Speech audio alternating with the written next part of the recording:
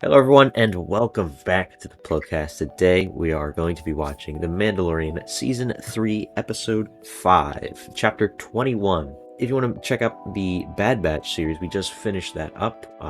Both episodes are already on the channel, so you can go check out the Bad Batch Season 2 finale.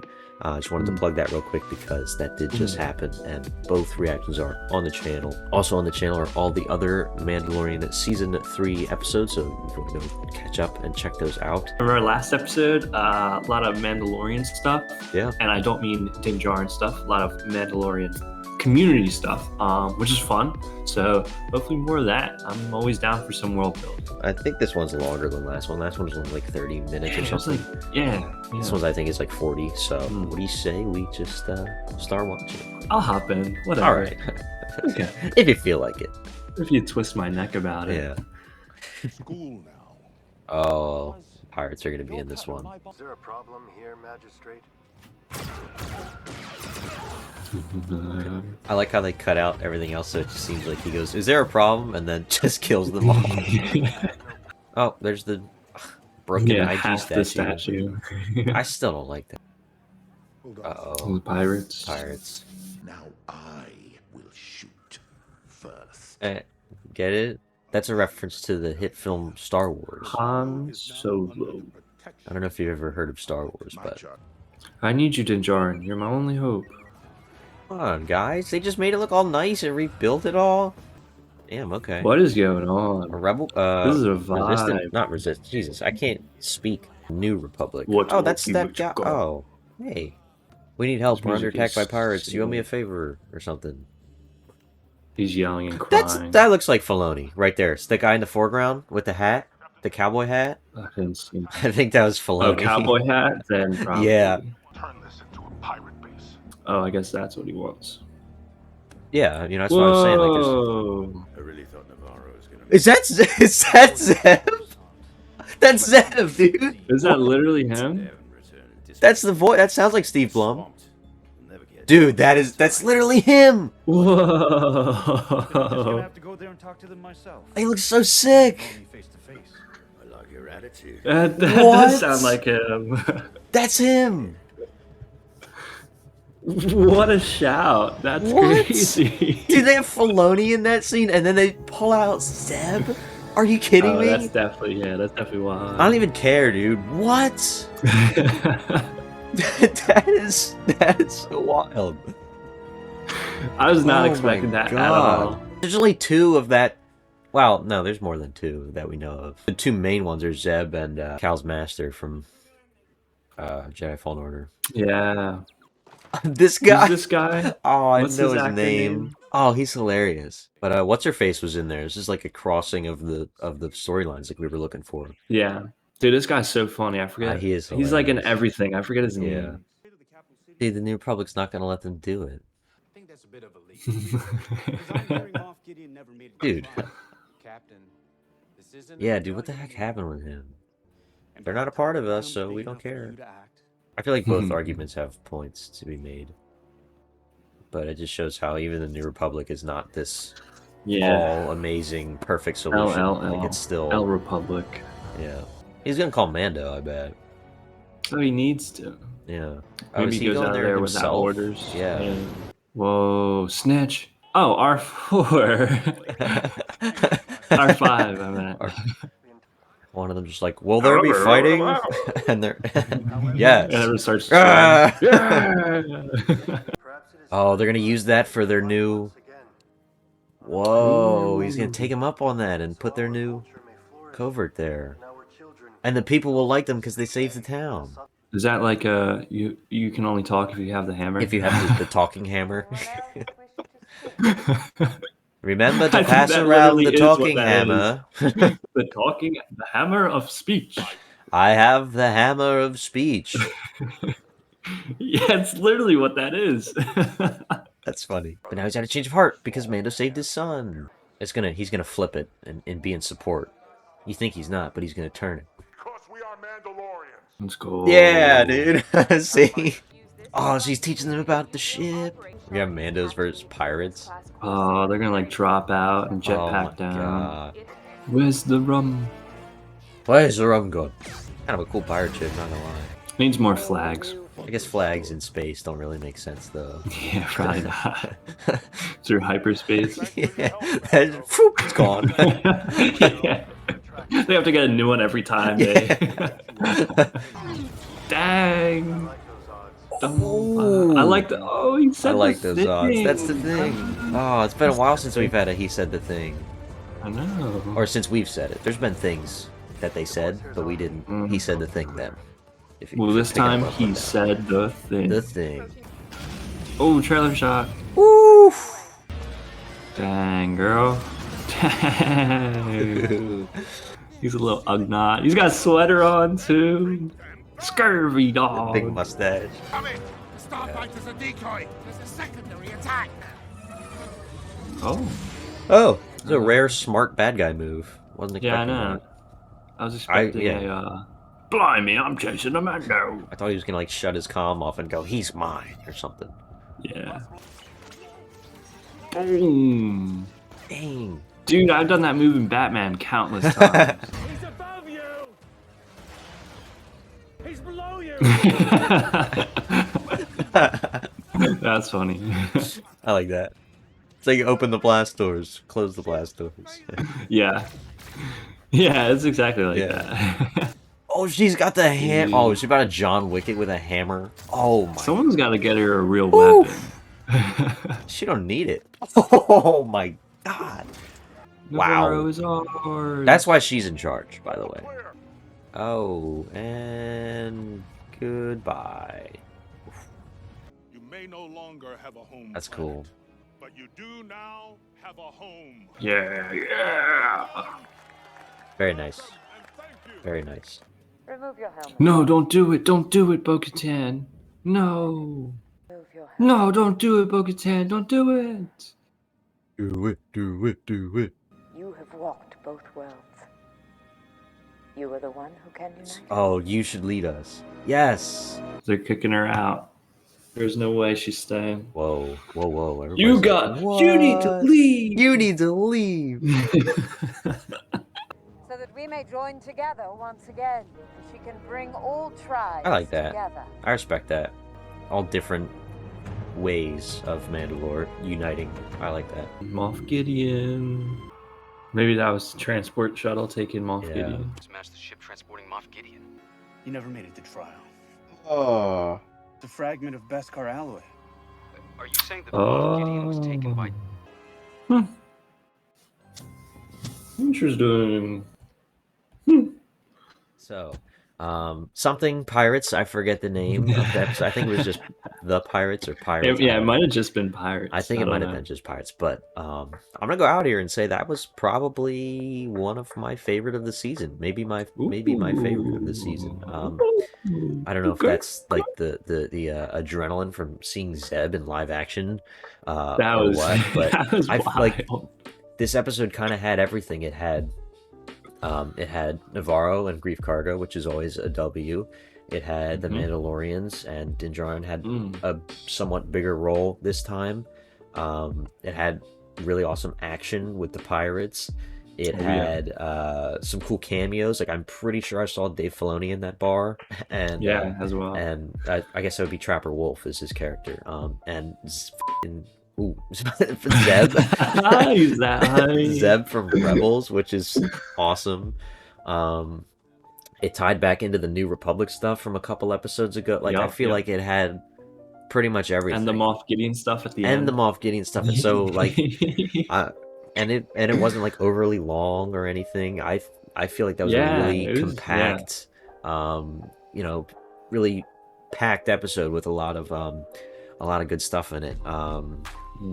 There's one thing that we didn't really get a lot of was Grogu, which I mean, how much more is he really gonna do? Okay. So like he's just he's just there, which is fine.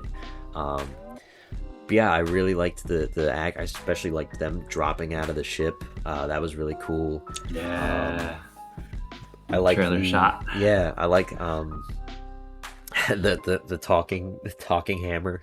I like that scene where Paz comes up and you think he's going to be against it, but then he flips it around. You can kind of see it come where he like flips it around. It's like, we're Mandalorians, he saved my son. You know, we got to fight these people. So I really like that, and they were all totally for it. And I like how Din thought to use the land he was offered as like a new spot for them. That was really cool. A lot of cool things in this one. We saw more of like the New Republic struggles or ineptness, I guess. Although it's hard to ineptitude. It's really like it's hard to like they're not part of the New That's the Republic, so we perfect word can't help for it. them, which is like the opposite way that like the rebellion would have gone about it. Like they would have just done whatever because they don't have systems like that. So you see, like even they are not like there's no perfect government system in place, and you can kind of see how eventually something like this could fall to the First Order, which we know does happen eventually, and then the New Republic is back again. So I forget, what did they call it at the end of the sequels? Is it still the New Republic, or did they even does anything that happen? I don't remember.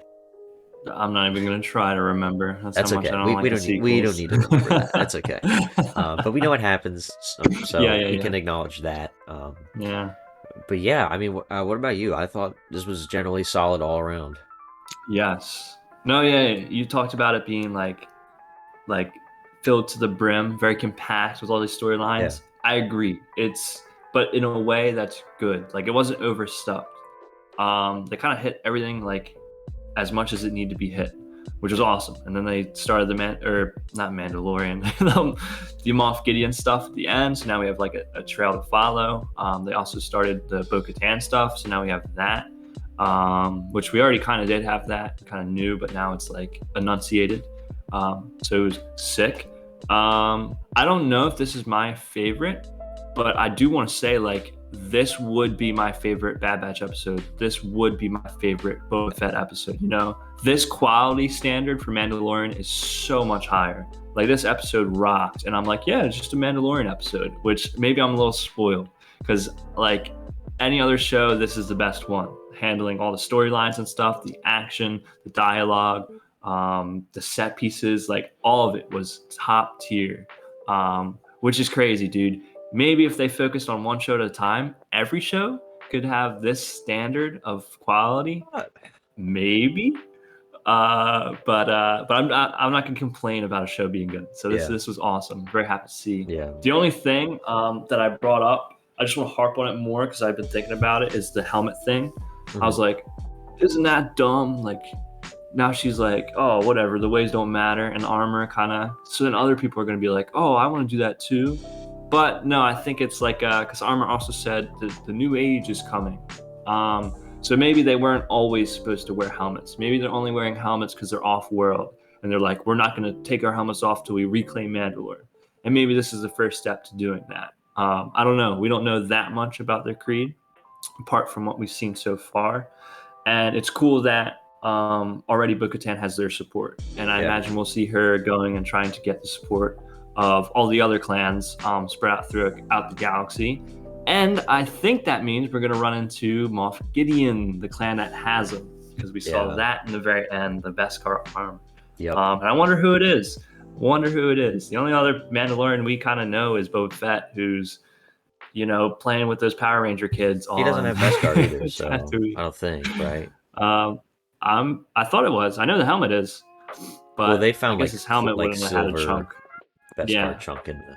So I don't know. And I imagine that's like a Mandalorian that got shot and his like armor went flying, which means there's probably like a squad where guys are getting injured that bad. Like I don't think it's Boba Fett is what I mean. Yeah, I don't know. But that's really all we know of. Also, so like what would he care? Yeah, about that? yeah. But yeah, so yeah, like from this episode, there's so much like, oh, like this is what's gonna happen. Like I'm excited. I'm excited. Yeah. I see now again a storyline. Yes. And it's moving fast enough that I'm like, oh man, maybe we get to see that this season. This is cool. Yeah, this is what we were saying before. Very, very good episode. When we were like a little, I don't know where it's going. Like we were like, okay, we'll we'll see how this all ties together. And I think this one kind of put it back on track. And the rest of the episodes kind of make a little bit more sense now. This is definitely. I don't know if it is my favorite yet because we have a whole season and I have to look at them kind of as a whole thing, and I haven't watched this one a sec. I usually watch each episode twice, but it's definitely like in the top 2 or 3. what you were saying about how the helmet it like says that like, oh, none of it matters. I think they're going for the opposite. I think they're going for all of them matter. All of the ways and all of the cultures of the different groups of Mandalore they all matter, because look what has them all separated is that there's all these barriers between the different groups. Like they follow the way, and the Night Owls don't, and this group they do something else. This group has Moff Gideon. So all of these intercultural differences are what's keeping Mandalore apart as a people. So I think she realizes that and says, if someone like Bo-Katan, who happens to go by this way, is able to, she does both. She walks both ways. So if we can get someone like that to show everyone that we're all Mandalorians, but we all still have our different paths or our different whatevers, they would rally under that, and they would try to, because I think it's all about bringing them all back together, because they've been separated for so long. And we've seen there's been like Death Watch, and then there was the citizens on Mandalore, and then there was the Night Owls, and then there was Clan Ren and all that. But like, I think they're going for the sort of, they all matter, bring them all together so we can all live as one people with different cultures, kind of like how modern society, like everyone lives in one, not everyone, but a country has all the people in it, but they don't all do that. They don't all follow the same things. They don't all have the same beliefs or whatever, but they're all still part of the country. So I think that's where they're going with that. That's what it seemed to me anyway. But I'm excited for that in general. Yeah, I think that's going to be my favorite part, especially seeing those other, I guess, creeds or clans, those other clans of Mandalore. Yeah. These Mandalorians are sick. Well, as you're talking, though, you said the Night Owls, Oscar Reeves, and that other dude from season 1 and 2. I forgot about them. So we do know other Mandalorians. Yeah.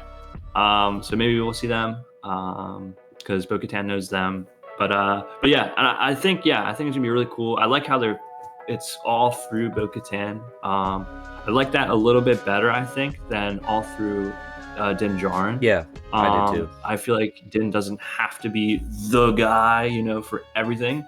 But he still has the Darksaber. Like, he's still that leader. He's still his own character. So I like how they're going both routes. Because again, Bo-Katan has so much history, so much story.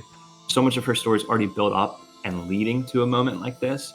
So I think it's more rewarding for her. And hopefully, if people don't know her story, they see her doing something, like achieve something so great like this. They're like, oh, where can I see more of Bo-Katan? All other Star Wars. So I do like that. But I wonder how Mando will play a role, though. I certainly don't hope he's just going to be Bo-Katan's sidekick. And I don't think he will. But yeah, I like that he's getting his own thing. It's not just the standard, well, he's the Mandalorian, let's make him the Mandalorian, They're like, no, it's like our new character. We're going to do something new with him. Yeah. So I'm also intrigued to see how that goes. I agree. I think that's my one concern about the seat. I don't know if I have only one, but that's my biggest concern about the season so far, is that he's kind of been on the back burner for a good chunk of it. Season 2, it kind of started that way when we got more and more characters, and by the end, the finale obviously was him in a big role, but a lot of it he was just kind of around. This one even more so far. So I hope they kind of turn that back around, because that was what made season 1 so great to me, was just it was just him. Yeah, and a new story with this new character, and you don't really know anything about him, but you're still invested and you're still following him, and that I thought that made that really great.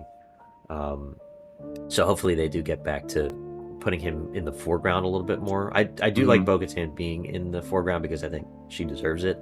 But also, this is the Mandalorian. This is about Din Djarin, so ideally he would be center stage most of the time. But I think it's fine so far. But Well, I was gonna say, I think this is a perfect avenue to explore both their characters more in depth when you separate them. When Bo-Katan goes off and starts interacting with those other clans, then Mando maybe takes more of a leadership position in the Children of the Watch, right? What's the way called? I think their covert. I think that's a perfect time to do that. And And if there's any show to do good stuff with perfect opportunities, it's Mandalorian, right? We've seen other shows drop the ball, so I'm excited. I'm not worried. I feel like they know what they're doing. And I think this episode kind of speaks to that as well. Yeah. So very hype, very good episode. Yes. I'll also say, Yeah. like, Din Djarin doesn't seem the type to want to be the ultimate ruler of all Mandalorian. Exactly. Like, he doesn't. That's not his Exactly. character. But if you've been following Bo-Katan, and I know you've only seen 2 seasons of Rebels, but in Clone Wars and in especially the latter seasons of Rebels, that's a big arc for her, is, you know, finding her people and being this leader for them, and that's a big part of her character that we already know. So it makes total sense that she would be put in that role again, because it's not really a spoiler, but like, she fails ultimately because Mandalore is not together and everyone's separated and the planet has been destroyed pretty much. But seeing her get that chance or get another avenue towards being a leader for them, which is what she's always wanted to do, I think is really cool, because we never had that finished in Rebels, because she's not the main character of Rebels, she's just in it. But yeah, that I like where they're going with that, and I'm glad that they're putting her in that role. It seems like most of the episodes this season have ended or had like an ending shot on Bo-Katan.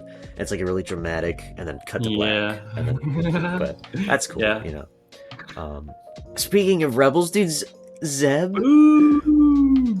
I was like, whoa. It took me a second though to hear his voice and be like, it actually is Zeb. Well, yeah, Steve Blum has such a recognizable voice, like right away. There's no doubt that it's him. Yeah, and like I was like, oh, maybe it's like another one of his species, because we've seen a couple of them. We saw Zeb, and then we have Cal's master, and then like some of his other people in that one Rebels episode. Jaro Tapal,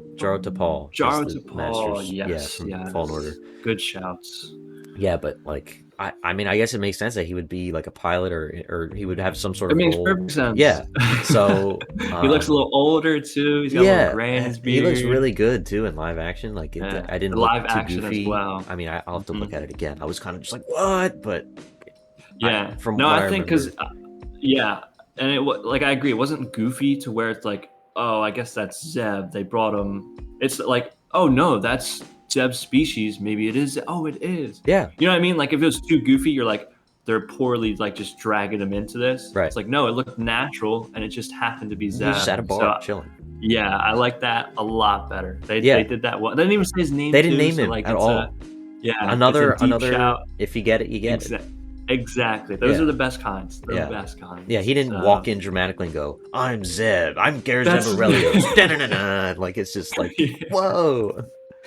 Yeah. So that was really cool. Awesome. I'm pretty sure I saw Dave Filoni sitting in the foreground somewhere, like in one shot. I didn't see him, but you said cowboy hat also, and the fact that Zeb's in there, it's got to be, right? I saw the hat, and like I saw a face shape that looked really close to his, but I didn't get to see it that long. I think it was him. I'm gonna have to. I'll know for sure when I watch it again. But man, see, super packed episodes. We had a super packed discussion about it, talked about a lot of stuff. Anything else? I think there's definitely more we could talk about, but we gotta go. Yeah. But I think that's pretty succinct. Very hype. I'm very happy that there's a show that consistently puts out episodes like this. So it has me even more excited for the future. And I think that's it. Yeah, I mean, really solid stuff. We've had a lot. This is a pretty good week. We had the Bad Batch finale, which was pretty good, and then we have this episode, which is also pretty good. So I'm liking that so far. Still think it would have been better if they had released this show after Bad Batch ended, or at least on different days of the week. But because for us, it's that's a discussion for another day. Yes, I could talk about that for hours. That's it for us. We're done. Let us know what you thought in the comments. Are we wrong? Did we just overreact? Is it a bad episode? I doubt it. Doubt it. But yeah, let us know your thoughts. Also, again, check out the Bad Batch finale reaction that just went up on the channel 2 days ago from when you're seeing this, 2 or 3 days ago. Both episodes are up. We will also be having a Bad Batch Season 2 discussion review, longer video that will be coming eventually. And for now, we have The Mandalorian, which is still going. We have This was 5. We have 3 episodes 3, left? yeah. That's crazy. Isn't it? This is about to be over also. Before we know it. Yeah, that's wild. But yeah, check out all that other stuff. Links in the description, and you can just click on their channel, look at all that. But thank you guys for watching, and we will talk to you very soon.